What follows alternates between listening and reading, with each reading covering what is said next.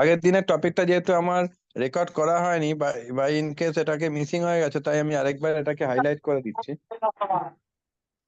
খুব তাড়াতাড়ি first highlight করবো যাতে খুব একটা দেরি না হয়। 1 মিনিট দেখে নি কজন কি আছে।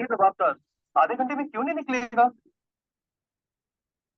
যাব বাবা, রোবটেও ক্লাস করছে নাকি আমার? হুম।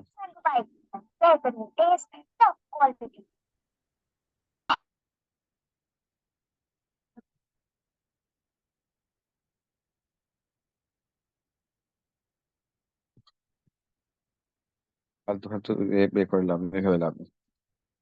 সকালে আছে, বি পজিটিভ। আগের দিন যেটা পড়িয়েছি সেটাও একবার দেখে নে, আর এখনো একবার দেখে নে। আগের দিন আমি পড়িয়েছিলাম memory management unit. What do mean by memory management? এই যদি একটা আমার মেমোরি হয়, একটা মেমোরি সবসময় একটা পার্ট অপারেটিং সিস্টেম অকুপাই করে রাখে। ওকে, একটা পার্ট সবসময় অপারেটিং সিস্টেম অকুপাই করে রাখবে। এটা হলো ওএস এর কাজ, কারণ ওএস তো থাকবে কোথায়? ওএস তো মেমোরির মধ্যেই থাকবে না ইনস্টল। আর বাকি পুরো পার্টটা আমার ফাঁকা থাকে। তার একটা পোর্শনের মধ্যে ইউজার প্রসেস হয়, আর একটা পোর্শন কিন্তু আমার ওএস চেঞ্জ হয়।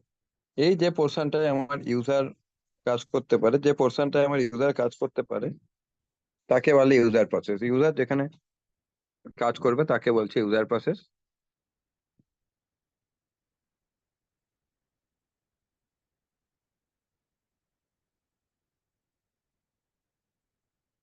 একটা প্রোগ্রাম যদি সিঙ্গেল এক্সিকিউট করে তাকে বলতে পারি আমরা মনো প্রোগ্রাম বা মাইক্রো প্রোগ্রাম। আর একসঙ্গে যখন অনেকগুলো প্রোগ্রাম কাজ করতে পারে, তখন তাকে আমরা বলতে পারি কিন্তু মাল্টি প্রোগ্রামিং।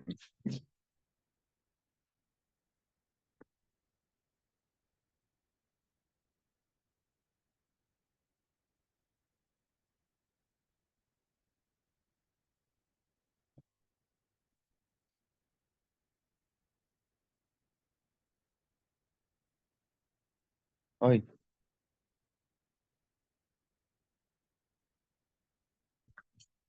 এইটুকু পার্টের মধ্যে কারো কোনো ডাউট? এইটুকু পার্টের মধ্যে কারো কোনো ডাউট? হ্যালো? না স্যার। হ্যাঁ বল। না স্যার, ডাউট নেই স্যার। বাকিদের একবার জেনে নি। Sir Kolkata qualify.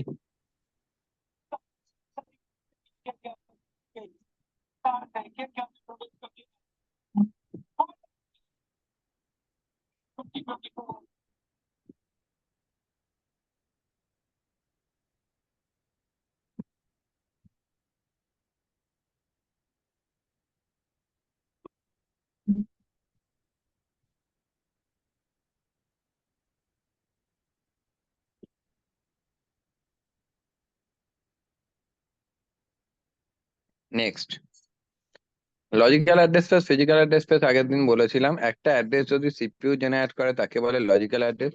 সিপিইউর কাজই হলো সবসময় বলে দেয় যে ঠিক আছে কাজ করো কাজ করো, কোনো অসুবিধা নেই, সব কাজ আমি করে দেবো। কিন্তু প্রবলেমটা দাঁড়ায় হলো মেমোরি ম্যানেজমেন্ট ইউনিট বা অপারেটিং সিস্টেমের সাহায্যে তো আর সবসময় সব কাজ করতে পারে না। মেমোরি কম থাকে, স্পিড কম থাকে, অনেক রকম প্রবলেম হতে পারে। তাহলে যে অ্যাড্রেসটা সিপিইউ জেনারেট করে তাকে বলে লজিক্যাল অ্যাড্রেস, আর যে অ্যাড্রেসটা কিন্তু মেমোরি ম্যানেজমেন্ট ইউনিট জেনারেট করে তাকে আমরা বলি ফিজিক্যাল অ্যাড্রেস। ধরে নিলাম যে একখানা প্রসেস বা জব যাই হোক, সেটা কিন্তু 100 KB জায়গা নিচ্ছে, সিপিইউ জেনারেট করছে 100 KB, সেটাকে আমরা বলি লজিক্যাল অ্যাড্রেস স্পেস। তার মানে এই 100 KB জায়গাটা 2100 থেকে 2200-র মধ্যে লাই করছে, তাই এই স্পেসটাকে আমরা বলি ফিজিক্যাল অ্যাড্রেস স্পেস। যখন মেমোরির পার্টিকুলার যে পজিশনের মধ্যে জবটা স্টোর থাকবে তাকে বলি ফিজিক্যাল অ্যাড্রেস স্পেস। আর সেই জবটা যতটা জায়গা নিয়ে অকুপাই করে থাকবে সেটা সিপিইউ যখন জেনারেট করে তাকে বলি লজিক্যাল অ্যাড্রেস স্পেস। পরের কোশ্চেনে চলে আসো, সেটা হলো সোয়াপিং কাকে বলে। সোয়াপিং মানে আমরা সারাদিন ধরে নেট থেকে কিছু জিনিস ডাউনলোড করছি, মুভি দেখছি, অথবা কিছু জিনিস আমরা জিমেলে পাঠাচ্ছি বা আপলোড করছি, ইউটিউবে ভিডিও ছাড়াচ্ছি, বিভিন্ন রকম কাজকর্মগুলো করছি। যখন কোনো একটা ডকুমেন্ট মেইন মেমোরি থেকে হার্ড ডিস্কের মধ্যে বা সেকেন্ডারি মেমোরিতে যায় তাকে বলে সোয়াপ আউট। আর সেকেন্ডারি মেমোরি থেকে যখন আমরা মেইন মেমোরির কাছে কোনো ডকুমেন্ট নিয়ে আসি তাকে বলে সোয়াপ ইন। এই swap in plus swap out equal to কে বলা হয় সোয়াপিং। তাহলে swapping is the process by which a data can be transferred from the secondary memory to the primary memory and the vice versa. Actually, swapping is the combination of swap in and swap out. বোঝা গেল? Hello. হ্যাঁ sir. Fine. হ্যাঁ রে, কোনো অসুবিধা হচ্ছে না? Lead বোন বুঝতে কোনো প্রবলেম হচ্ছে না তো? হ্যালো। না স্যার। একটা মেমোরি ম্যানেজমেন্টের কি কি রিকোয়ারমেন্ট, যেহেতু আগের দিনের রেকর্ডটা মিসিং হয়ে গেছে, তাই আমি আগের দিনের পড়াটা আরেকবার রিক্যাপ করে আজকে ক্লাসে ঢুকে যাচ্ছি। বিভিন্ন ধরনের মেথড আছে মেমোরি ম্যানেজমেন্ট রিকোয়ারমেন্টের জন্য। আর মেমোরি ম্যানেজমেন্ট রিকোয়ারমেন্টটা খুব একটা যে আমি পরীক্ষা আসতে দেখেছি তা নয়, কিন্তু এমসিকিউ বা বিভিন্ন ক্ষেত্রে আসে যে কোনটা নিচে মেমোরি ম্যানেজমেন্ট রিকোয়ারমেন্ট নয় বা কোনটা রিকোয়ারমেন্ট। জেনারেলি পাঁচটার মধ্যে যে কোনো তিনটে বলে দেয়, আরেকটা বলে অল অফ দ্য অ্যাবাভ। বুঝছো, একটু খেয়াল রাখতে হবে। হ্যাঁ, যে কোনো তিনটে বলে দিল আর আরেকটা বলে all of the above, generally all of the অ্যাবাভই হয়। যাই হোক, মেমোরি ম্যানেজমেন্ট রিকোয়ারমেন্টের মধ্যে এক নাম্বার রিলোকেশন। রিলোকেশন মানে এই মুহূর্তে একটা আমি গান শুনছি, ধর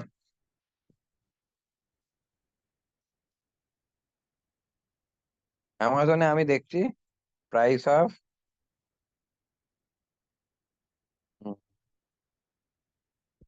আইফোন 15। এই মুহূর্তে এটা আমার ওপেন হচ্ছে, এটা মেমোরিতে যে জায়গা নিয়ে আছে, বা এই একটা স্ক্রিনশট নিলে আমার যে মেমোরিতে জায়গা নিয়ে স্টোর হবে, এটা একই জিনিস যদি আমি ফ্লিপকার্টে একই জিনিস যদি খুলি,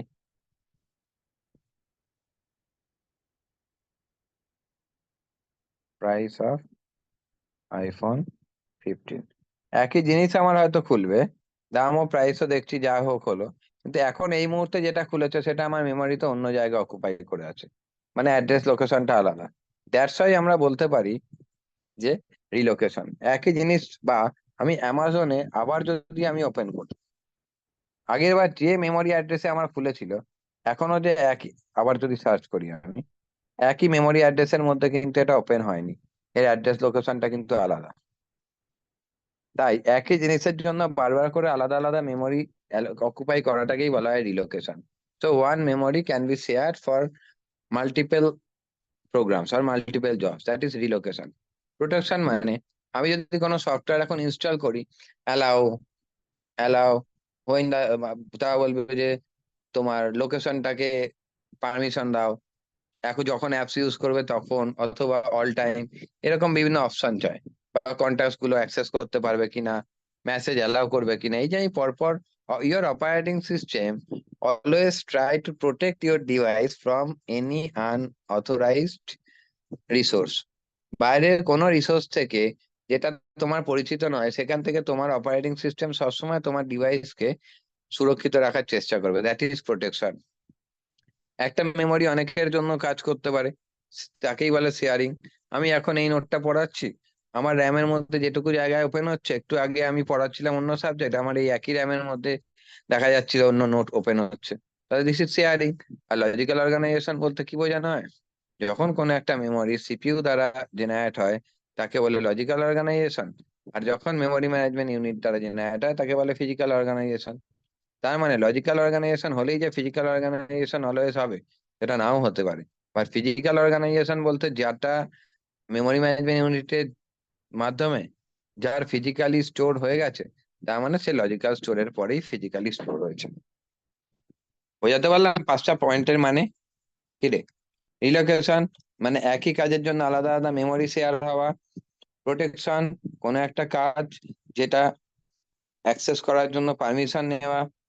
শেয়ারিং একই মেমোরি বিভিন্ন কাজের জন্য শেয়ার হওয়া, এটা সেম মেমোরি ডিফারেন্ট ওয়ার্ক। ভালো করে দেখ, P1 P2 P3, শেয়ারিং আর রিলোকেশনটা গুলিয়ে যেন কারণ না যায়। আর রিলোকেশন মানে P1 এর জন্য একবার রিলোকেট হচ্ছে একটা মেমোরি, পরের বার অন্য মেমোরি, পরের বার অন্য মেমোরি। বোঝাতে পারছি সবাইকে? হ্যালো। হ্যাঁ স্যার। প্রোটেকশন মানে পারমিশন। প্রোটেকশন মানে পারমিশন। অ্যাকচুয়ালি এগুলো নিয়ে না ডেসক্রিপটিভ আলাদা অনেক লেখা ছিল। বিশ্বাস কর, আমি গত 10 বছর ধরে পরীক্ষায় কখনো আসতে দেখিনি বলে আমি রাগের চোটে এটা সম্পর্কে আর লিখিনি। এবার প্রতিবার লিখে দেবো, গাদা গাদা ছেলেমেয়েরা পড়ে গিয়ে বলে পরীক্ষায় আসে না, এত পড়ে গেলাম। ওই জন্য রাগের চোটে লিখিনি। যদি হয় তাহলে বানিয়ে, বাই চান্স যদি চলে আসে, একটু বানিয়ে লিখে দিতে হবে। এটা মেমোরি ম্যানেজমেন্ট ইউনিট দ্বারা জেনারেট করা জায়গাটাকে লজিক্যাল অর্গানাইজ, এই ফিজিক্যাল, আর সিপিইউ দ্বারা লজিক্যাল। যদি মনে হয় তুই এটা ছবি তুলে নিতে পারিস একটা, আমিও তুলে রাখি, কখন ভুলে যাবো বাবা। তুলে রাখি, এটা একটা স্ক্রিনশট তুলে নাও, তাহলে এই ছবি দেখে মনে পড়ে যাবে। গল্পটা বোঝাতে পারলাম রিলোকেশন আর শেয়ারিং এর? কি রে? হ্যাঁ স্যার। হ্যাঁ স্যার। হ্যাঁ স্যার। ঠিক আছে। কনিকা, রিলোকেশন মানে কি বলতো? মানে তুই কলেজে গেলি, কলেজে গিয়ে ফিজিক্স ক্লাসে একটা ক্লাসরুমে বসিস, কম্পিউটার ক্লাসে একটা ক্লাসরুমে বসিস, ম্যাথ ক্লাসে একটা ক্লাসরুমে বসিস। বুঝাতে পারছি কি রে? হ্যাঁ sir. Hmm, this is the relocation. আর শেয়ারিং মানে কি বলতো? শেয়ারিং মানে ধর, মানে একটা রুমেই তিনটে ক্লাস এরকম। না যেমন ধর আমি পড়াচ্ছি, একটু আগে ফার্স্ট ইয়ারে ব্যাচ ছুটি দিলাম, তারপর একই জায়গায় সেকেন্ড ইয়ার পড়াচ্ছি, বুঝতে পেরেছিস? শেয়ারিং। হ্যাঁ রে, একটা পড়ানো রুম বানাচ্ছি, সবাই এসে পড়াশোনা করতে পারে। তো সেই রুমটা হ্যাঁ তো স্যার, আমি ওটাই বিভিন্ন বললাম। ক্লাসের জন্য। হ্যাঁ, তাই তুই কি বললি বল, ভুলিয়ে গেল আমার। আমি বললাম যে ওই যে তিনটে ক্লাসের এক্সাম্পল দিলাম, তাই বললাম যে একটা রুমের মধ্যে তিনটে ক্লাস। ও হ্যাঁ, একটা রুমের মধ্যে তিনটে সাবজেক্টের ক্লাস, তাই তো? হ্যাঁ হ্যাঁ হ্যাঁ হ্যাঁ হ্যাঁ হ্যাঁ, সেটাই বলছি, ঠিক ঠিক ঠিক। এই তাহলে কি করে হচ্ছে ভাই, গুলিয়ে গেল আমার, কি করে হলো? মানে একটা রুমে ফিজিক্স ক্লাস হচ্ছে, তারপরে ফিজিক্স শেষ হলে ওর মধ্যে ম্যাথ ক্লাস হচ্ছে এরকম। না, হলো না, এই এক্সাম্পলটা হলো না। হ্যাঁ হলো, তাহলে টিচারের রেসপেক্টে হলো। হ্যালো। স্যার কোনটা বলুন একবার। হ্যাঁ। ও বলছে একটা রুমে ডিফারেন্ট ক্লাস হচ্ছে, ফিজিক্স কেমিস্ট্রি ম্যাথ। এটা কি রিল্যাক্সেশন হচ্ছে? না স্যার। এটা তো রিলোকেশন শেয়ারিং না হচ্ছে। শেয়ারিং বলছি। স্যার রিলোকেশন সব থেকে একটা যদি আমি বলি, তাহলে ধরে নিন যে ওই আমি একটা অ্যাসাইনমেন্ট বানাচ্ছি, একে পাস করছি, ওকে পাস করছি, ওটাকে পাস করছে, আবার সেই অ্যাসাইনমেন্টটা ঘুরে ফিরে আবার আমার কাছেই আসছে। যদি স্যার এইটা বলি। হ্যাঁ ঠিকই আছে। এরকম আমার গুলিয়ে গেল কেন বলতো ফট করে? একটা ক্লাসরুমে ফিজিক্স ক্লাস হচ্ছে, তারপর কেমিস্ট্রি ক্লাস হচ্ছে, তারপর স্যার আমি ওটা শেয়ারিং এ শেয়ারিং চলছে। এর এক্সাম্পল দিলাম। শেয়ারিং, ঠিকই আছে ঠিকই আছে ঠিকই আছে ঠিকই আছে। শেয়ারিং হলেও স্যার হবে না, সিঙ্ক্রোনাইজেশন গন্ডগোল হয়ে যাবে। কারণ এটাই ফিজিক্স তো আমার মাথায় ঢুকছে না, আলাদা স্টুডেন্ট প্রসেস বসবে কি হচ্ছে করে না তো। একসাথে? হুম। শেয়ারিং এর মানে এখানে আলাদা, শেয়ারিং তোকে মানে বেরিয়ে শেয়ারিং যেতে অফ হবে। রিসোর্সেস। হ্যাঁ, শেয়ারিং মানে হবে না ওটা। শেয়ারিং মানে আমি যেটা বললাম, আমি একটা পড়ানোর রুম বানিয়েছি, সেই রুমটাই আমি ফার্স্ট ইয়ার পড়ালাম, তারপর ছুটি দিয়ে সেকেন্ড ইয়ার এলো, ছুটি দিয়ে থার্ড ইয়ার এলো। স্টুডেন্টরা শেয়ার করছে রুমটা, স্টুডেন্ট তো চেঞ্জ হচ্ছে। কুশল, এটা তো হবে। হ্যাঁ স্যার, একসাথে যদি সব কটা করায় তাহলে সিঙ্ক্রোনাইজেশন গন্ডগোল হয়ে যাবে। হ্যাঁ। আর কৈনিকা, বুঝলি তোর এক্সাম্পলটা কেন হবে না? কি হ্যাঁ রে? স্যার বুঝেছি। তোর রেসপেক্ট হবে না, math teacher, physics teacher, chemistry টিচারদের কাছে শেয়ারিং হচ্ছে, তোর কাছে শেয়ারিং হচ্ছে না। বুঝলি গল্পটা? হ্যাঁ স্যার। হ্যাঁ, এটাই আমি বলতে চাইছি, ওই জন্যই আমার খটকা লাগলো, আমি আটকে গেলাম। কি ব্যাপার হলো, হলো না তো সঠিক। আর এই রিলোকেশন ব্যাপারটা কি স্যার, রিলোকেশনটাই ওয়ার্ড নাকি রিঅ্যালোকেশন এরকম কিছু ছিল? তাই তো, রিলোকেশন মানে রিঅ্যালোকেশনটাই বোঝানো হচ্ছে এখানে, বুঝলি? মনে হচ্ছে স্পেলিংটা ডিস্টার্ব গন্ডগোল করেছে। হয়েছে। রিঅ্যালোকেশন, এটা রি অ্যালোকেশন হবে, হ্যাঁ।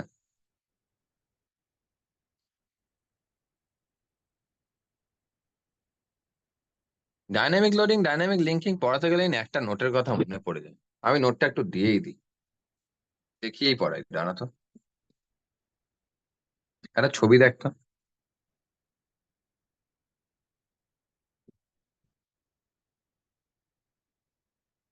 একটা ছবি দেখ।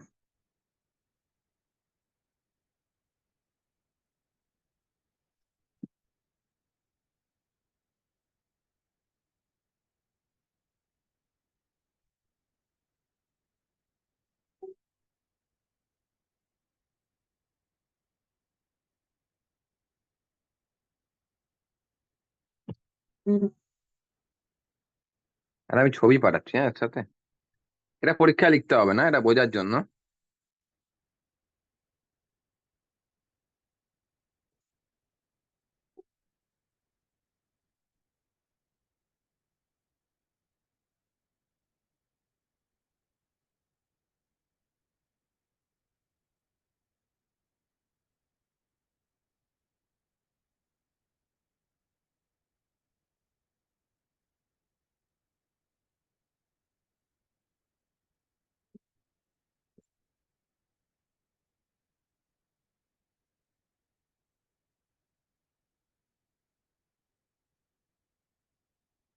আমার চোখে সব থেকে ইম্পর্টেন্ট কোশ্চেন সি প্রোগ্রামিং ল্যাঙ্গুয়েজের। কেন এটাকে এত ইম্পর্টেন্ট বলছি? সি প্রোগ্রাম এক্সিকিউশন আবার প্রসিডিওর হলো dot C dot OBJ dot EXE, তাই তো? হ্যালো, সম্পূর্ণ কম্পাইলার বেসড একটা প্রোগ্রামিং ল্যাঙ্গুয়েজ। আমি একটা প্রোগ্রাম লিখেছি সোর্স কোড মানে অ্যাডিশন ডট সি, ধরে নিলাম প্রোগ্রামের নামটা অ্যাডিশন ডট সি। এবার কম্পাইলার সেটা কম্পাইল করবে, কম্পাইল করে কাজ কি, হাই লেভেল ল্যাঙ্গুয়েজ থেকে মেশিন লেভেল ল্যাঙ্গুয়েজে কনভার্ট করা, তাই তো? এই তো মেন ফান্ডা এর। এইবারে সেটা করতে গিয়ে যদি কোনো সিনট্যাকটিক্যাল এরর থাকে কম্পাইলার সেটা সোজা রিজেক্ট করে দেবে, কম্পাইল করতে দেবে না, আবার কোডে রিটার্ন করে আসবে। বোঝা গেল এইটুকু? হ্যালো। হুম। হ্যাঁ স্যার। যদি কোনো এরর না থাকে তাহলে তার অবজেক্ট ফাইল তৈরি করবে। সেই যেমন বলেছিলাম, মিষ্টির দোকানে গিয়ে দেখবি 10 টাকায় 3 রকম মিষ্টি পাওয়া যাচ্ছে, সব একই খেতে। একটা বরফি সাইজে, একটা শঙ্খ সাইজের মিষ্টি, একটা গোল মিষ্টি, একটা চৌকো মিষ্টি। কোনো মিষ্টির ওপর একটা কিশমিশ দেওয়া, কোনো মিষ্টির ওপর অর্ধেকটা ভাঙা কাজু দেওয়া, কোনো মিষ্টির ওপর পেস্তা একটা ছড়ানো, একটা কাগজের ওপর বিক্রি হচ্ছে। আমরা মিষ্টির দোকানে সবাই গেছি, এমন কেউ নেই মিষ্টির দোকানে যায়নি বা কোনোদিন ছোট থেকে মিষ্টি খায়নি, এরকম কেউ নেই। কেউ বেশি ভালোবাসে, কেউ কম ভালোবাসে, সেটা আলাদা কথা। তার মানে ওই 3টে মিষ্টি বানানোর জন্য কিন্তু একই সন্দেশ মাখা হয়েছিল, that is the source code C file. তারপর 3টের জন্য আলাদা আলাদা ছাঁচ আছে, তাই তো হয় মিষ্টির দোকানে, তো তাই হয় না? তো সব মিষ্টি একই রকম দেখতে হয় কি করে?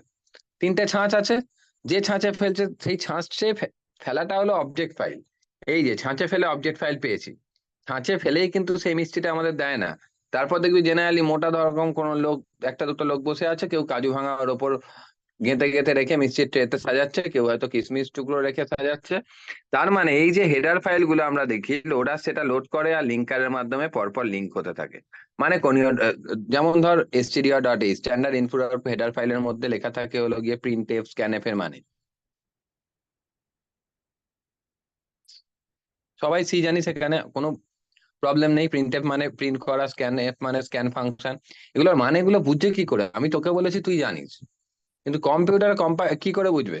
প্রোগ্রামিং এ কম্পাইলার সেটা বলে দেয়। কিভাবে বলে? stdio ডট এইচ থেকে ওর ডেফিনেশন গুলো, ফাংশন ডেফিনেশন গুলো প্রি ডিফাইন থাকে, ওগুলো লোড হতে থাকে। লোড হলেই তো হলো না, লিঙ্ক তো করাতে হবে কোনটার সঙ্গে কোনটা। ধর লোড হলো, stdio ডট ফাইল থেকে লোড হচ্ছে, প্রিন্টএফ এর মানে কি, দুটো প্রিন্টএফ এর সঙ্গে লিঙ্ক করে দিচ্ছে লিঙ্কার। লিঙ্ক হওয়ার পর যদি সঠিক থাকে তাহলে এক্সিকিউটেবল কোড তৈরি হয়, মানে মিষ্টিটা তৈরি হলো, তৈরি হয়ে তুই নিয়ে গপাগপ অফ করে এখানে তুই বসে এই মিষ্টিটা খাচ্ছিস। বোঝাতে পারলাম? Dynamic loading, dynamic linking. At the time of executing a program, when loader work, that is called the dynamic loading, and loader work with the linker, that is called the dynamic linking. বুঝলি? Hello, হ্যাঁ sir. হ্যাঁ sir. বোঝাতে পারলাম? হুম। হ্যাঁ sir. আচ্ছা, compiler কি ধরনের software? System software না অ্যাপ্লিকেশন সফটওয়্যার না ইউটিলিটি সফটওয়্যার? কুশল,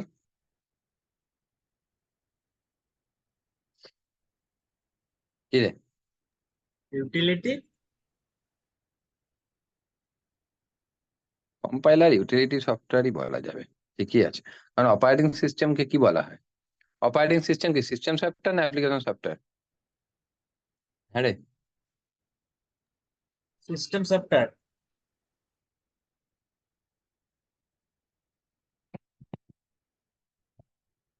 সিস্টেম সফটওয়্যার মানে কি? Compiler, interpreter, linker, loader, assembler, right? OS is system. Sir তাহলে কম্পাইলারও তো সিস্টেম সফটওয়্যারই হবে। ওইটাই তো, ওইটা দেখাবার জন্যই তো অপারেটিং সিস্টেম হলো একটা সিস্টেম সফটওয়্যার, কারণ পুরো সিস্টেমকে কিন্তু অপারেটিং সিস্টেম চালায়, পিওর। তাহলে কম্পাইলার চোখ বন্ধ করে সিস্টেম সফটওয়্যার, তাই তো বলি। কি বলছিস? হ্যাঁ রে, কি বলিস? কম্পাইলার সিস্টেম সফটওয়্যার, চোখ বন্ধ করে সিস্টেম সফটওয়্যার, এই তো। সেটাই তো বললাম। সেটাই আর্কিটেকচার তো আমি বলছি। অনলাইনে পড়েছিলাম স্যার। যাই হোক, অপারেটিং সিস্টেম সবসময় সিস্টেম সফটওয়্যার। তাহলে অপারেটিং সিস্টেম তৈরি হয় কিভাবে? Compiler, interpreter, linker, loader, assembler, এই 5টা ছাড়া কোনোদিন তৈরি হতে পারবে না। ঠিক বলছি? হ্যালো, কি রে? হ্যাঁ স্যার। এই 5টা তো সিস্টেম সফটওয়্যার হলে সেটা দিয়ে তৈরি কোনো সফটওয়্যার সিস্টেম সফটওয়্যারই হবে, রাইট? ভালো কোশ্চেন, দারুণ, খুব ইম্পর্টেন্ট কোশ্চেন। নেক্সট পরে আমরা চলে আসি পিডিএফটা যেটা ছিলাম। এই ডাইনামিক লিঙ্কিং আর লোডিংটা বোঝাতে গেলে এই ছবিটা ছাড়া বোঝানোটা খুব ডিফিকাল্ট হয়ে যায়। নেক্সট পরেরটা আমরা চলে আসি এক্ষুনি। পরেরটা কি বলেছিল, আর কিছু ছিল না, এবার অঙ্ক। আগের দিন অঙ্কটা আর করানো যায়নি, এবার আজকে অঙ্কটা আমরা করাবো। এটা হলো ফ্র্যাগমেন্টেশন। একটা কথা বলি, ভালো করে খেয়াল কর। আমি একটা পিডিএফ ওপেন করছি, হ্যাঁ পিডিএফ, একটা পিডিএফ ওপেন করছি, পিডিএফটা ওপেন করছি।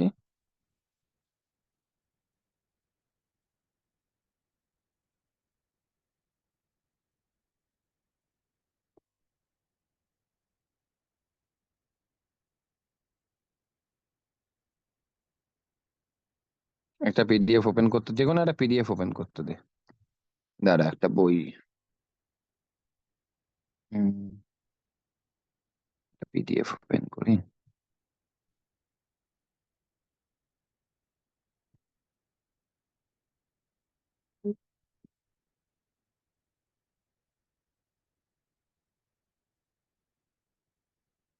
আচ্ছা একটা কথা বল, এইখানে যতটা জায়গা ধরা লেখার কথা ততটা লেখা আছে, পুরো পেজটা ইউটিলাইজ হয়েছে। ধরে নিলাম এইখানে টোটাল 30খানা লাইন লেখা যায়, 30টা লাইনই লেখা আছে, তো ফাইন, অসুবিধা নেই কোনো। বাট এই লাস্ট পেজটায় চলে আসা যায়। লাস্ট পেজটায় টোটাল লেখা যেতে পারতো তো আরো। এখানে 30টা লাইন লেখা যেত, 20টা লাইন লেখা আছে। তাহলে ইউটিলিটি কতগুলো হলো, ইউজড কতগুলো হলো, 20টা। তাহলে আনইউজড 30 মাইনাস 20, তার মানে 10 লাইন। হ্যালো, কি রে? হ্যাঁ স্যার। একটা, যদি এই বাক্সটাকে একটা, এই পেজটাকে একটা মেমোরি ব্লক ধরি, আর এটাকে যদি আমি কেবি ধরি, কিলোবাইট, 30 কিলোবাইট জায়গার মধ্যে 20 কিলোবাইট জায়গা ইউজ হচ্ছে, তাহলে 10 কিলোবাইট জায়গা নষ্ট হচ্ছে। তাহলে একটা মেমোরি ব্লকের যখন কিছু জায়গা ইউজ হয় আর কিছু জায়গা ওয়েস্টেজ হয়, সেই ওয়েস্টেজ হওয়া জায়গাটাকে আমরা বলি ইন্টারনাল ফ্র্যাগমেন্টেশন। বোঝাতে পারলাম? হ্যালো, কি রে? হ্যাঁ স্যার। হ্যাঁ বুঝেছি হ্যাঁ স্যার। স্যার। আর যদি এর পরে একটা পাতা ছিল, আমি একটা অনলাইন এই ইবুক, মানে আমি একটা, 1 মিনিট, জাস্ট 1 মিনিট, ভালো করে ছবি এঁকে না বোঝালে তো জিনিসটা হয় না। একটা বই খুলি,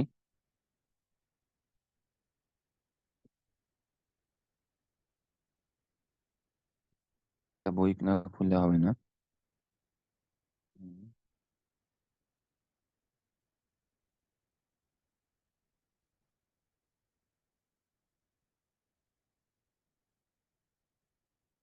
কালকেই পড়িয়েছি, ওইটা আমি এক্ষুনি পেয়ে যাবো।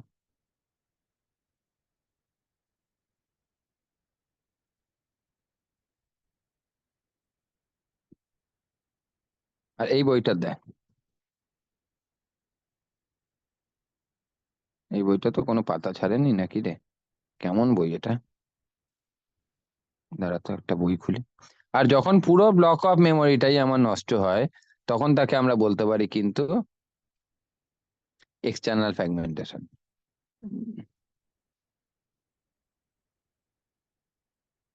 যাই হোক, বাদ দে। এই যদি একটা খাতার পাতা হয়, খাতার পাতাগুলো তো এরকম দেখতে হয়, একটা গোটা খাতা যদি খুলিস তুই, এই তো পাতাটা দেখতে হয়। এটা একটা পাতা আর এটা একটা পেজ। এখানে একটা পেজে 10 লাইন জায়গা ধরে, এখানে আমি 4 লাইন 5 লাইন লিখেছি, 5 লাইন। তাহলে ইন্টারনাল ফ্র্যাগমেন্টেশন 5 KB আর এক্সটার্নাল ফ্র্যাগমেন্টেশন 10 KB, কারণ এখানে কিছু লেখা নেই। বোঝাতে পারলাম সবাইকে? যদি পুরো ব্লক হ্যাঁ অফ স্যার। মেমোরিটা আমার নষ্ট হয় তাকে বলি ইন্টারনাল ফ্র্যাগমেন্টেশন, আর যদি কিছু স্যার পার্ট নষ্ট এক্সটার্নাল হয় তাকে তো বলি এক্সটার্নাল ফ্র্যাগমেন্ট। হ্যাঁ, উল্টো বললেন। হ্যাঁ স্যার, ওটা উল্টো হয়ে গেল না? কিছু পার্ট হলো তো ইন্টারনাল আর পুরোটা হলো এক্সটার্নাল। তাই তো, যখন হয় না block of part of A memory is wasted, that is call internal fragmentation. Internal fragmentation তো 5 KB। আমি কি উল্টো বললাম? হ্যাঁ স্যার উল্টো বলেছে। ও না না, যখন পুরো মেমোরিটাই নষ্ট হচ্ছে তখন তাকে এক্সটার্নাল ফ্র্যাগমেন্টেশন বলে। যদি এখনো একটা মেমোরি হয় যেটা 100 KB জায়গা আছে আর 200 KB জায়গা আছে, আমি একটা জবকে এক্সিকিউট করাতে চাইছি অথবা প্রসেসকে, যেটা 180 KB জায়গা নেবে, তুই বল এটা কোন মেমোরিতে যাবে? হ্যালো, দুটোর 200টাতে। মধ্যে ওই 200টার 200-র মধ্যে মধ্যে যাবে। ঢুকবে। তাহলে P1টা কোথায় যাবে? 180 KB, রাইট? তো তাহলে 200-র মধ্যে যাবে, তাহলে ওয়েস্টেজ কইটুকু হবে আমার? এটা হলো ওয়েস্টেজ হবে, হ্যাঁ কি না? হ্যাঁ আর 20। আর এই পুরোটাই ওয়েস্টেজ হবে, রাইট? তাহলে এটা হলো এক্সটার্নাল ফ্র্যাগমেন্টেশন। তাহলে এক্সটার্নাল ফ্র্যাগমেন্টেশন কত? 100। আর ইন্টারনাল ফ্র্যাগমেন্টেশন কত হচ্ছে? 200 20 মাইনাস কেজি। 100 আছে, হ্যাঁ 20। 20। তাহলে টোটাল টোটাল ওয়েস্টেজ কত হবে? আইএফ প্লাস ইএফ, তাই তো রে? তাহলে 20 প্লাস 100, 120 কেজি। 120 কেবি। তাহলে এই 120 কেবি জায়গাটাকে আমি পরবর্তীকালে আবার রিইউজ করতে পারি। সব সময় পসিবল নয়, কিন্তু কিছু ক্ষেত্রে পসিবল। এই পদ্ধতিটাকে আমরা বলি কম্প্যাকশন। বোঝাতে পারলাম না? কারো কোনো ডাউট? ক্লিয়ার? হ্যাঁ রে। হ্যাঁ স্যার। এবার দেখতো লেখাটা কোনো বুঝতে অসুবিধা? Internal fragmentation, when some part of block of memory is used, then remaining part is and remaining part is wastage. This wastage memory is called internal fragmentation. আগেই ব্যাক ব্যাক করে রিডিং পড়লে তো মনে হতো ইংলিশ টিচার, তোরাই না computer teacher লাগতো। এবার নোটটায় চলে আয়। 100 কেবি জায়গা আছে, জব সাইজ হলো গিয়ে তোমার 1000 কেবি জায়গা আছে, জব সাইজ হলো গিয়ে 700 কেবি, তাহলে ইন্টারনাল ফ্র্যাগমেন্টেশন 300 কেবি। ওকে। আর এক্সটার্নাল ফ্র্যাগমেন্টেশন দুটো মেমোরি আছে, 100 কেবি আর 200 কেবি। 150 কেবি জায়গা আমার ইউটিলাইজ হয়েছে, তাহলে পুরো ব্লকটা কত নষ্ট হচ্ছে? 100 কেবি, তাহলে এক্সটার্নাল ফ্র্যাগমেন্টেশন 100 কেবি। তাহলে কম্প্যাকশন কাকে বলে? এই 100 আর 50 যোগ করে 150 হলো কম্প্যাকশন। বোঝা গেল? ক্লিয়ার? হ্যালো? হ্যাঁ স্যার। এবার চলে আসি অঙ্কটায়। প্রচন্ড ইম্পর্টেন্ট অঙ্ক, lady Brabourne college student same তাদের জন্য বলছি, ভেরি ভেরি ভেরি ইম্পর্টেন্ট। গত 2 বছরই মনে হয় মোস্ট প্রবাবলি পরীক্ষায় কোশ্চেনটা এসেছিল, এবং আমিও পরীক্ষা নিলে দিই, এবং আমি এদেরকেও বলছি অরিজিৎ, ভেরি ভেরি ইম্পর্টেন্ট, হ্যাঁ? ওকে। 3 ওকে ধরনের স্যার। মেমোরি, খুব সহজ। সব থেকে বড় অ্যাডভান্টেজ হলো এই অঙ্কটা 5 নাম্বার দেবে মিনিমাম, 5ই থাকে ধরে নে, আরো বেশি দিলে আরো ভালো। অঙ্কটা দুভাবে সলভ করা যায়। একটা ইঞ্জিনিয়ারিং প্রসপেক্ট থেকে সলভ করা যায়, যেটা সকল ইউনিভার্সিটি এবং সকল কোর্সই অ্যাকসেপ্ট করে নেয়। আরেকটা হতে পারে ডায়াগ্রামেটিক্যালি, দ্যাট ইজ দ্য ইউনিভার্সাল, ছবি এঁকে জিনিসটাকে এক্সপ্লোর করা যায়। আমি বলবো যদি 5 নাম্বার দিয়ে দেয়, তুই দুটোই অ্যাটেন্ড করবি, এবং এই কোশ্চেনটা করলে 5-এ 4.5 তুই পাবি না, 5ই পাবি। কোশ্চেনটা কি বলছে? Suppose the memory is partition into 5 blocks. 5খানা ব্লকে পার্টিশন করা আছে, 100 কেবি, 500 কেবি, 200 কেবি, 300 কেবি, 600 কেবি। কেবি in the sense kilobyte. It may be byte, it may be a megabyte, that depends upon the question paper, but I can assure you generally it is given as kilobyte. Generally কিলোবাইটেই কিন্তু দেওয়া হয়। ওকে। Size নিয়ে তোর মাথা ব্যথা করে লাভ নেই। এবার চলে আয়, তাহলে কটা মেমোরি হলো? আমি এটাকে ছবি আকারে আঁকতে পারি। 100, একটু আগে পরে বড় ছোট করে আঁকবি, 500 দেখতে ভালো লাগে, 200, 300 আর 600। হ্যাঁ রে, বোঝা গেল? বল কি রে। স্যার। হ্যাঁ স্যার। 100, কত আছে? স্যার 500। এটাকে যদি কেউ অ্যাসেন্ডিং অর্ডারে লেখে তাহলে কি ভুল হয়ে যাবে? লেখা যাবে না, ছবি আঁকার ক্ষেত্রে লেখা যাবে না। ছবি যদি তুমি আঁকো as per the question paper in order. বোঝা গেল? ডায়াগ্রামেটিক্যালি যখন তুমি করবে, হ্যাঁ তুমি স্যার। অ্যাসেন্ডিং ডিসেন্ডিং কোনো অর্ডারেই করবে না। আমি আসছি ওটায়। অ্যাসেন্ডিং ডিসেন্ডিং যখন তুমি ইঞ্জিনিয়ারিং প্রসপেক্টের রুলস থেকে শেখাবো, অ্যাকচুয়ালি এটা 2 রকম বই থেকে নেওয়া হয়েছে অঙ্কটা, 2 রকম বইয়ের নিয়ম ফলো করে করা হয়েছে। একটা ইঞ্জিনিয়ারিং বই ফলো করে করা হয়েছে, ইঞ্জিনিয়ারিং বই না, ইঞ্জিনিয়ারিং এর বিভিন্ন অ্যান্সার সলিউশন থেকে নেওয়া হয়েছে। একটা মেডিসি টাইপের বই থেকে আগে ছিল, ম্যাট্রিক্স, সেখান থেকে ইঞ্জিনিয়ারিং এর প্রসপেক্টটা নেওয়া। আর এই অঙ্কটা একদম জেনারেল, থেকে গ্যালিভানোর বই বল, পি বালাকৃষ্ণ প্রসাদ বল, মিলান কবিক বল। আমি 3টে বই দেখেছি, ঠিক আছে, ওএস এর ব্র্যান্ডের 3খানা বই আমি স্টাডি করেছি। মিলান কবিকে 3টে বইয়ে সেম ছবি আঁকা আছে, সেম, কিছু আলাদা নয়। ওকে। স্যার তাহলে এই 100টা নিচ দিয়ে লিখলে অসুবিধা হতো, মানে 100 তারপরে 500 নিচ থেকে শুরু করলে? জেনারেলি কেন ওপর থেকে শুরু করলাম তার কিছু রিজন আমি বলি। একটা মেমোরিতে অকুপাই করা আছে অপারেটিং সিস্টেম, অপারেটিং সিস্টেমটা তাহলে তোকে নিচে লিখতে হতো। মানে হয় তুই এই অর্ডারে লিখবি যেখানে ওএসটা উপরে দিবি 100, 500, 200, 300, 600, অথবা যদি তুই লিখতিস তাহলে কিন্তু তোকে নিচে ওএসটা দিতে হতো। বোঝাতে পারছি? এরকম ভাবে উঠতে হতো। হতে পারে মেমোরি তো যে কোনো অ্যাঙ্গেল থেকে লেখা যেতে পারে, বুঝলি? হ্যাঁ আমি বইগুলো এরকমই আঁকা দেখেছি, আমার প্রপার মনে নেই, অনেকদিন আগে দেখেছি। কেউ এরকম ভাবেও আঁকতে পারে, but that is not authentic. একদম অ্যাডের মতো দেখতে হয়, যায় তো কনভেনশন ব্রেক করা বলে, এই আর কি। নর্মাল যদি কেউ ভয়েড মেন ইন্ট মেন করে প্রোগ্রাম লিখে যায়, কোনো স্পেস দিয়ে দিয়ে না লেখে, ইন্ডেন্টেশন প্রপার রুল ফলো না করে, তাকে বলা হয় bad programmer, and programming is called bad programming. Convention মানে যেটা easy to visible, easy to readable, এই আর কি। কম্পাইলারে কি আছে, কম্পাইলার তো পরপরই এক্সিকিউট করবে, মেশিনের তো কোনো ব্যাপার না, কিন্তু মানুষের তো একটা ব্যাপার আছে রে বাবা। আমি নর্মাল ব্যবহার করে পড়ালাম, গল্প করতে করতে পড়ালাম, দুটো দিক তো পড়াচ্ছি, কোনটা তোর ভাল লাগবে, কোনটা তোর সহজ লাগবে, এরকম ব্যাপার। নেক্সট, হাউ উড দা, তিন ধরনের অ্যালগোরিদম আছে, একটা ফাস্ট ফিট, একটা বেস ফিট, একটা ওর speed algorithm. Place processes if, চারখানা প্রসেস এক্সিকিউট করবে, 212, 417, 112 আর 426 কেবি। চার ধরনের চারটে প্রসেস আমার এক্সিকিউট করবে। কি কি প্রসেসের নাম? 212, 417, 112 আর 426 ইন অর্ডার। প্রথমটা আমি বেস ফিট দেখাই। হ্যালো, কি রে, ফার্স্টেরটা বেস ফিট দেখাই। হ্যাঁ স্যার। হ্যাঁ sir. Base speed in the sense replace the job that is more suitable. Replace the job on that memory location that is more suitable, and internal fragmentation will be less. 212 প্রথম জবটার নাম কি? P1। আমি যদি এটাকে P1 ধরি, P1 212, P2 417, P3 হলো গিয়ে 112 আর P4 হলো গিয়ে, অনেকে J1 J2 ভাবতে পারে, জব 1 জব 2, 426। তাহলে P1টা আমি সেই মেমোরি লোকেশনেই রাখবো যে মেমোরি লোকেশনে রাখলে সব থেকে কম জায়গা নষ্ট হবে। তুমি বলো 212টা কোথায় রাখলে সব থেকে কম জায়গা নষ্ট হবে?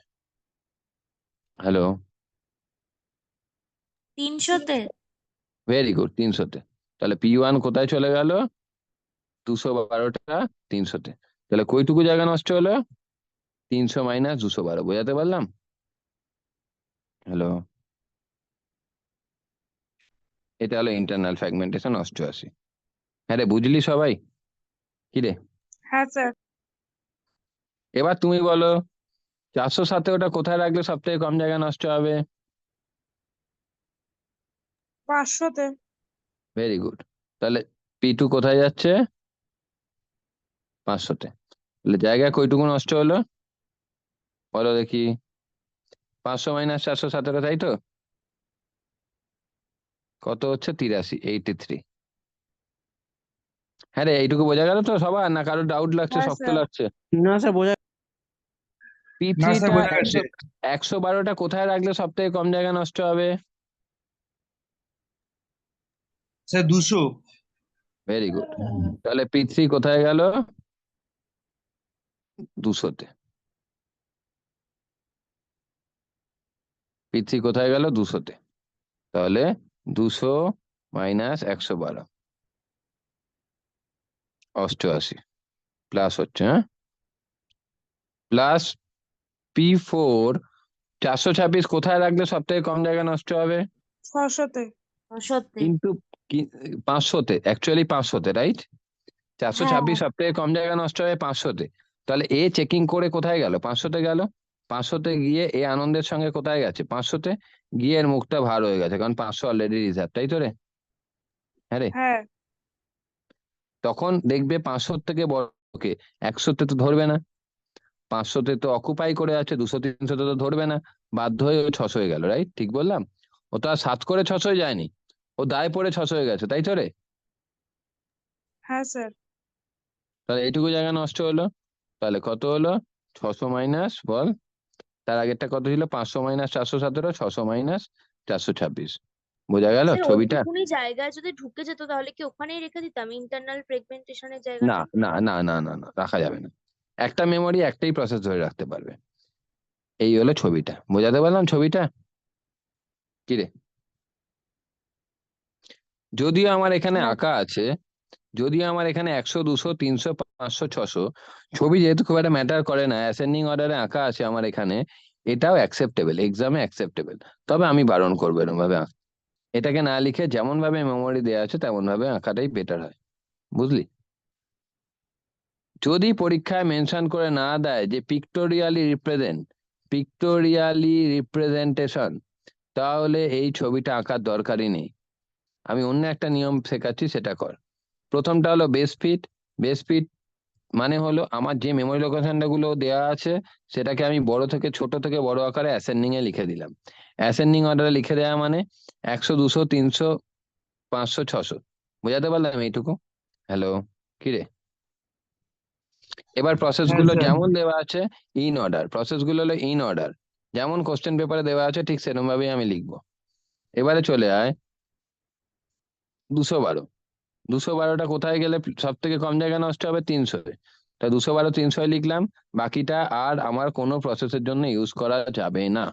417টা কোথায় লিখবো? 500তে। তাহলে 500টা অন্য কোনো প্রসেসের জন্য আর পরবর্তীকালে ইউজ করা যাবে না। এবার 212, এই সরি 112, 112টা কোথায় লিখবো? 200তে। আর 200 বাকি জায়গাটা কোনোভাবে ইউজ করা যাবে না, কোনোভাবে ইউজ করা যাবে না। নেক্সট আমি কত লিখবো? 426। 426টা কোথায় গেল? 600তে। তাহলে 600টা আর পরবর্তীকালে কোনো প্রসেসের জন্য ইউজ করা যাবে না। তাহলে এক্সটার্নাল ফ্র্যাগমেন্টেশন কত হলো বলো দেখি, বল কি রে? 100। এক্স্যাক্টলি, এক্সটার্নাল ফ্র্যাগমেন্টেশন 100, কারণ 100টা কারোর জন্য ইউজ হয়নি। 100 হলো এক্সটার্নাল ফ্র্যাগমেন্টেশন। ইন্টারনাল ফ্র্যাগমেন্টেশন কত হবে?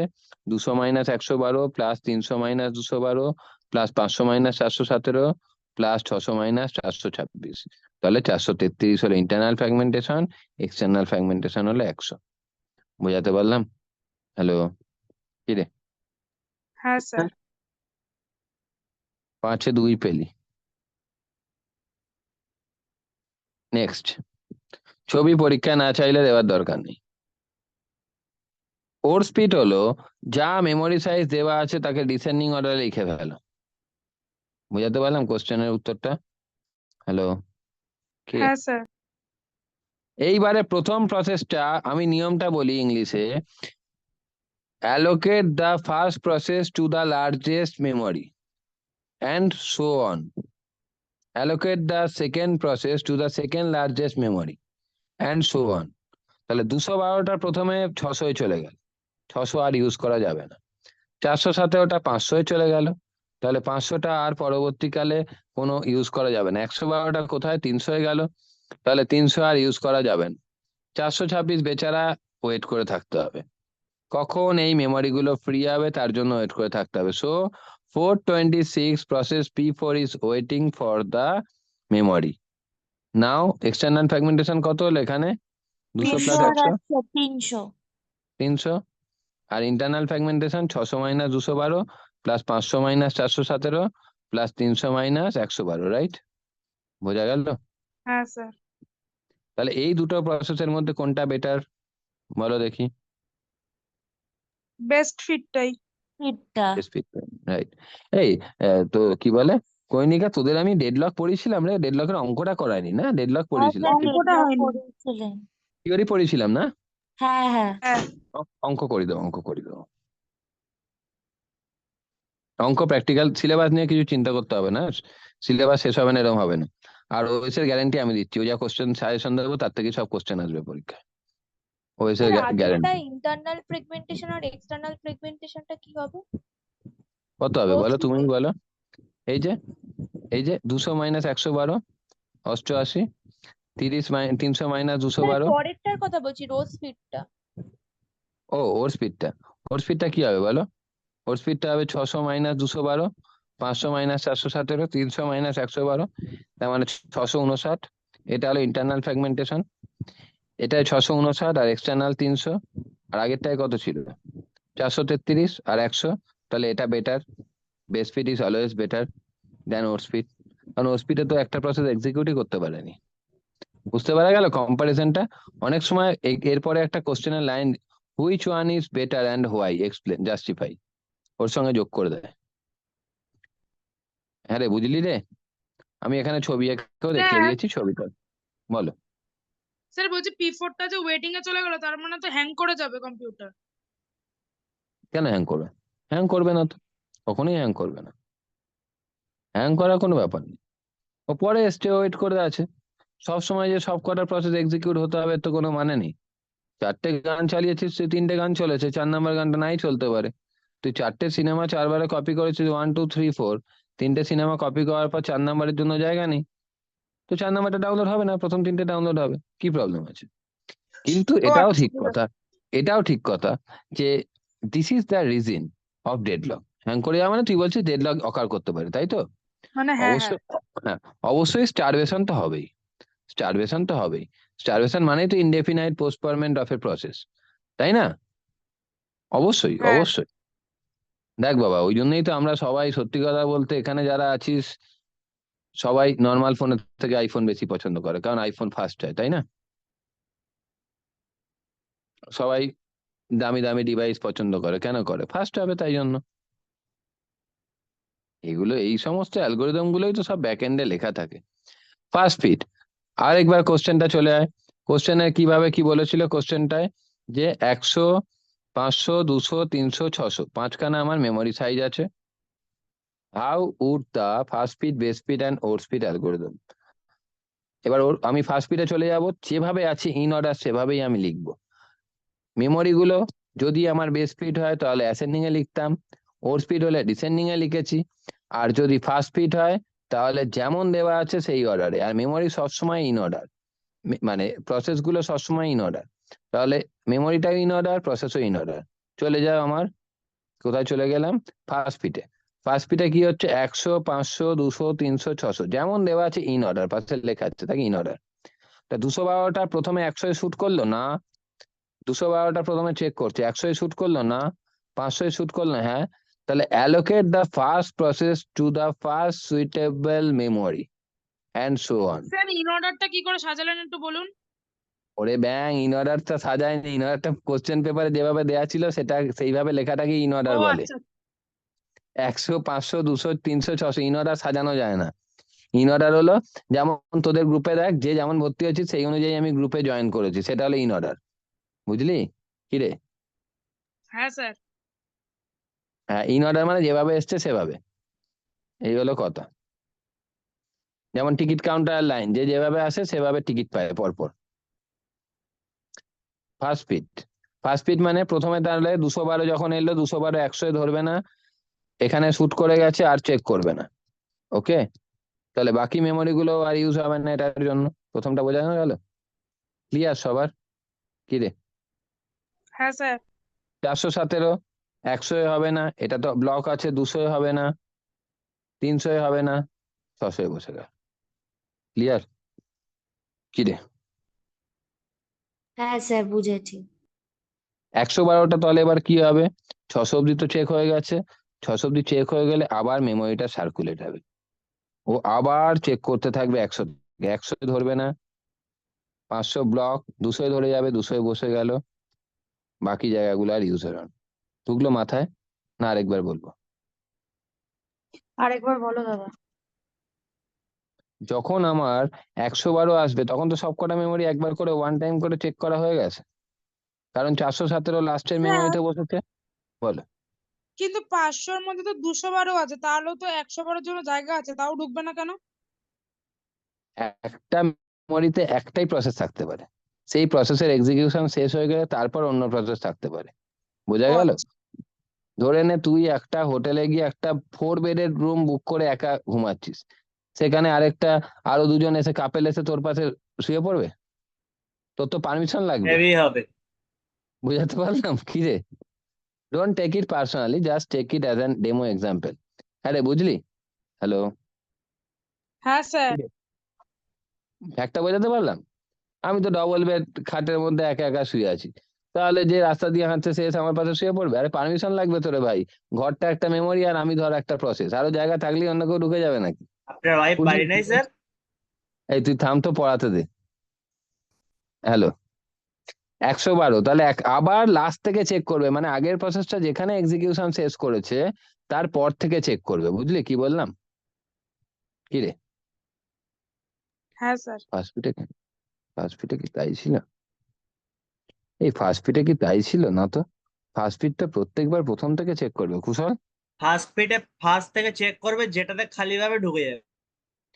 লাস্ট থেকে না, প্রত্যেকবার প্রথম থেকে চেক করবে হ্যাঁ ফার্স্ট হ্যাঁ, ফিট। ফার্স্ট থেকেই চেক করবে। 212 প্রথমে 100 হলো না, 500 হলো, 500 বসে গেল, বাকিগুলো আর ইউজ হলো না। ভালো করে দেখ, আবার আরেকবার বলছি। 417 100 হলো না, 500 অলরেডি ব্লক করা আছে, 500 তো আর কাজ করবেই না, 500 তো ব্লক করা আছে, ব্লকটা দেখিয়ে দিই না। 500 আর কারোর জন্য কাজ করবে না। 417 যখন এলো তখন 100 থেকে আবার চেক করলে 100 হবে না, 200 হবে না, 300 হবে না, 600 বসে গেল। নেক্সট 112 100 হবে না, 200 শুট করলে 200 বসে গেল। তাহলে 200 আর পরবর্তীকালে ইউজ হবে না। নেক্সট এটা কি হলো 426 100 হবে না, 500 হবে না, অলরেডি ব্লক 200 ব্লক করা আছে, 300 হবে না, 600 হলো না, 600 ব্লক করা আছে। তাহলে P4 ইজ ওয়েটিং। বুঝলি কি বললাম? কি রে? হ্যালো? হ্যাঁ স্যার। হ্যাঁ স্যার, তার মানে এটা এক্সটার্নাল ফ্র্যাগমেন্টেশন কত হয় বলতো? 400। 400। এক্স্যাক্টলি। আর internal fragmentation 500 minus 212 plus 200 minus 112 plus 600 minus 417। 417, তার মানে 539। দেখ এর ইন্টারনাল ফ্র্যাগমেন্টেশনটা কিন্তু ওর স্পিডের থেকে বেটার। ঠিক বললাম? ফার্স্ট স্পিডের হ্যাঁ ইন্টারনাল ফ্র্যাগমেন্টেশন ওর স্পিডের থেকে বেটার। আবার কত বলেছে? 539, কিন্তু এর থেকে খারাপ। তাহলে এটা কিন্তু বেস্ট কেস, এটা কিন্তু বেস্ট ফিট অ্যালগোরিদমটাই কিন্তু বেস্ট কেস হিসেবে আমার ট্রিটেড হলো, যেখানে কিন্তু কোনোভাবে এই সিস্টেমটা স্টারভেশন বা ডেডলক হওয়ার সম্ভাবনায় থাকছে না। বাকি দুটো হলেও হতে পারে, কি হবে কিনা একটা ইনডেফিনাইট পোস্টপোনমেন্ট তো হচ্ছেই, তাই না? স্টারভেশনটা অকার করছেই, বা যাকে আমরা লাইভ লক বলতে পারি। আবার দেখ ফার্স্ট পিটে এক্সটার্নাল ফ্র্যাগমেন্টেশনটা 400, সেটাও কিন্তু আমার আবার এর থেকে বেশি। তাহলে এক্সটার্নাল ফ্র্যাগমেন্টেশনের বিচারে ফার্স্ট স্পিড এই তোর ওর ওর স্পিড ইজ স্পিডটা বেটার। ভালো। ভালো, বেটার। এই ওর স্পিড ভালো হলো কি? হ্যাঁ, ওর স্পিডটা বেটার, 300টা জায়গা নষ্ট হচ্ছে। আবার ফার্স্ট স্পিডটা ইন্টারনাল ফ্র্যাগমেন্টেশনের থেকে রেসপেক্টে কিন্তু ওর স্পিডের থেকে ভালো, তাই তো? ঠিক বললাম? এটা 659, আর এটা কত হচ্ছে? এটা হচ্ছে গিয়ে 539। হ্যাঁ, তাহলে এটা বেটার। কিন্তু সামগ্রিক বিচারে দেখা যাচ্ছে যদি আমি ফার্স্ট স্পিড, বেস স্পিড আর ওর স্পিড বিচার করি, তাহলে সামগ্রিকভাবে এটা সব থেকে ভালো। এটা আমার বেস্ট রেজাল্ট দিচ্ছে, যেখানে ইন্টারনাল ফ্র্যাগমেন্টেশনও কম আছে, এক্সটার্নাল ফ্র্যাগমেন্টেশনও কম আছে, তাই এর কম্প্যাকশনটাও কম। এবারে তোকে বিচার করতে হবে সব থেকে ভালো বাজের বিচারে কম্প্যাকশনটা। কম্প্যাকশন কত হচ্ছে? 500 আর 400 939। কম্প্যাকশন 939। এটাই কত হচ্ছে? এটাই হচ্ছে 6 আর 3 959, 939, তাই তো রে? আগেরটা কত পেলাম? 939। আর ওটা তো অবশ্যই কম হবে, মনে রাখবে। 959, 939, 959, 939,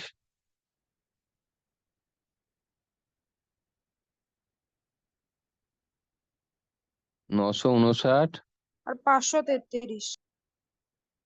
939, 939 কোনটায় হলো রে? ও ফার্স্ট ফিট, তাই তো? ফার্স্ট ফিট, ওর ফিট। আর বেস ফিটে কত হচ্ছে বল? 533। 533। তাহলে এটা সব থেকে best, best choice according to my opinion, তাই তো রে? হ্যাঁ, এটা হলো তারপর ফার্স্ট ফিট। ওর্স choice, ওর্স choice. আর এটা হলো এভারেজ চয়েস, তাই তো রে? Average result. হ্যাঁ তাহলে যদি আমাকে জাস্টিফাই করতে দেয়, তার লাস্টে কম্প্যাকশন বার করব, কম্প্যাকশন বার করে এইটুকু পার্ট লিখে দেবো। বোঝাতে পারলাম কি সবাইকে? হ্যাঁ আর এই স্যার। দুটোর একটা ড্রব্যাক হলো system is not safe. System is not in safe state. Safe state মানে যেখানে সবকটা প্রসেস এক্সিকিউট করবে, তাই তো রে? সেফ স্টেট, হ্যাঁ ডেডলক মে অকার, স্টারভেশন অকার, তাই না? আমরা লিখতে হবে ডেডলক মে অকার। ডেডলক হবে কিনা তো আমাদের কোনো অ্যাসিওরেন্স নেই, বাট হওয়ার তো সম্ভাবনা আছে, কারণ ব্লকগুলো হলো রিসোর্স, আর প্রসেস, প্রসেস তো রিসোর্স পাচ্ছে না। একটা প্রসেস রিসোর্সের জন্য ওয়েট করে আছে, ওয়েট করতে করতে সে ডেডলকে যেতেও পারে, নাও যেতে পারে, বাট অনির্দিষ্টকালের জন্য ওয়েট করে আছে। That's why this is starvation. আচ্ছা, বোঝা গেল? কম্প্যাকশনটা দিয়ে কি করে স্যার বললেন কোনটা বেস কোনটা রোস্ট? কম্প্যাকশন যার যত কম হবে সেটাই তো তত ভালো, তাই না? আনইউজ মেমোরি গুলো তুই যদি ভাবিস তো যে স্যার কম্প্যাকশন প্রথমেরটা তো সব থেকে বেশি, তো ওটা তো একদম খারাপ হওয়া উচিত। বেশি কোথায়? কম তো, 523 তো, 533। কম তো। ও আচ্ছা আচ্ছা, হ্যাঁ স্যার ঠিক আছে। 5 কি দেখিস ডিজিট দেখ, বুঝলি? হ্যাঁ রে, হ্যাঁ স্যার।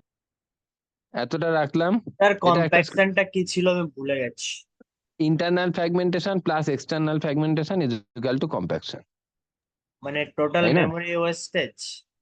হ্যাঁ, নষ্ট হওয়া জায়গাগুলো কষ্ট করে এক করে পুনরায় আবার ব্যবহার করাটাই কম্প্যাকশন। সেই যেমন ফার্স্ট ইয়ার থেকে সেকেন্ড ইয়ারে উঠে গেলে ফার্স্ট ইয়ারে যে কটা পাতা বেঁচে ছিল সেটা সেকেন্ড ইয়ারে আবার ইউজ করা। এই যেমন তোরা কম্পিউটার আমার কাছে পড়ছিস, সেই কঙ্কনা বলছি, বল কি নামটাও ভুলে গেলাম, দূর দূর। হ্যাঁ, ধর আগের সেমিস্টারে আমার কাছে পড়েছিলি, সেই খাতাটায় যা পাতা বাকি আছে সেটা আবার এই সেমিস্টারে করছিস, শেষ হয়ে গেলে নতুন খাতা কিনবি। অনেকেই তো এরকম করে থাকিস, করিস না? আগের সেমিস্টারে অঙ্কের হাফের বেশি পাতা বেঁচে আছে, ওটা এই সেমিস্টারে অঙ্ক করে দিই, মানে রিউজ করা। কিন্তু এক্সপেক্টেড কি তুই যে খাতাটা কিনবি সেটা পুরোটা ইউজ হবে, আবার পরের সেমিস্টারে আবার নতুন খাতা কিনবি, এটা তো এক্সপেক্টেড। তাহলে কম্প্যাকশন সবসময় কম হওয়াটাই ভালো, কারণ কম্প্যাকশন সবসময় কিন্তু ইউজেবল নয়। সবসময় সব মেমোরি পার্টিশন ইউজ করা যায় না, সব খাতা তুই পুনরায় ইউজ করতে পারিস? খাতাটা তো অলরেডি আগে ইউজ করতে করতে পিন্ডিটা চটকে যায়। বোঝা গেল? হ্যাঁ রে প্রীতা, এখন আর কথাই তো বলিস না, বুঝতে পারা যাচ্ছে? হ্যালো? হ্যাঁ স্যার ঠিক আছে।